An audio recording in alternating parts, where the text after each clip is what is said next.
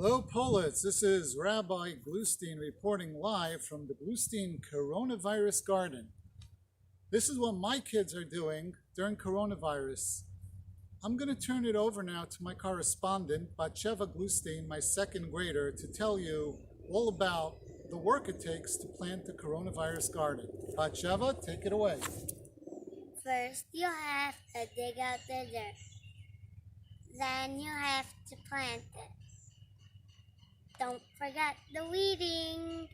Then you have to water every single day. It's not easy. If for Batsheva it's hard to plant the garden, you can just imagine how hard it is to plant a whole farm.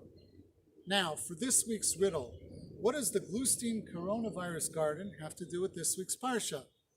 I'll give you a minute to figure it out. I think you got it. This week's Parsha talks about the mitzvah of Shemitah. That means in Israel, in Eretz Yisrael, for 6 years you can plant, grow, and harvest.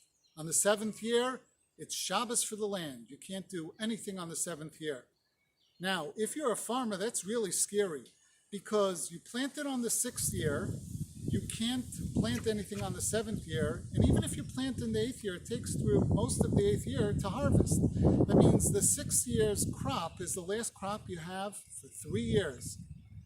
Don't worry, Hashem promised us if you plant in the 6th year, you'll have enough for 3 years.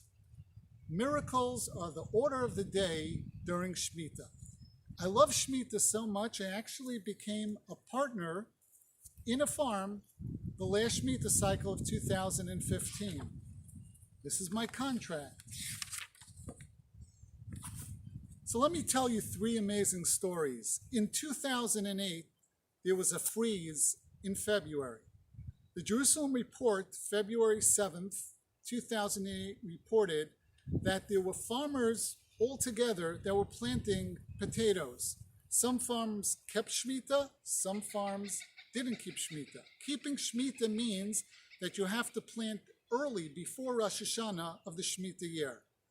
There was a freeze. Everybody's farm, the crops were lost. One farmer reports he lost 12,000 tons of potatoes. Yet the farm next to him that kept Shemitah, they were perfect. Same thing happened with the banana field near Tveria. And now let me tell you the most exciting story. Our school actually visited the place of this miracle. In 2014, there was a war with the Arabs. One of the things the Arab terrorists were doing were digging tunnels. When they dug the tunnel, they came up out of the tunnel and attacked the Jewish settlements.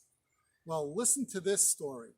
In 2014, in the winter before this, there was a group of Jews from Yerushalayim that said, we need wheat for 2 years. We have to harvest now. If we harvest now while the wheat is still green, we'll be able to have for the year of Shemitah. So they found farmers near the Gaza border, and they begged them early in the winter if they can harvest the entire wheat field that was green. Farmers said, wait a little bit. They said, we can't. We have to do it now because it won't last if it's not green. Finally, they agreed, and they harvested the whole field. Guess what happened?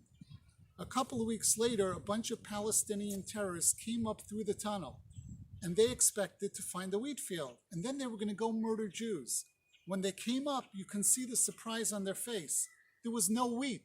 They were an open area.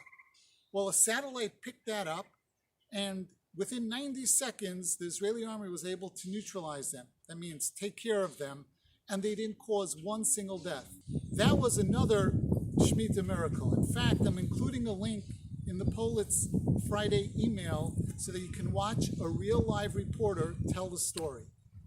That's why I love the mitzvah of Shemitah, and I love being part of Shemitah, and that's what this coronavirus garden has to do with Shemitah. Plant it now, because Shemitah in 2 years in Israel, you cannot plant. Thank you. Shabbat Shalom. Good Shabbos.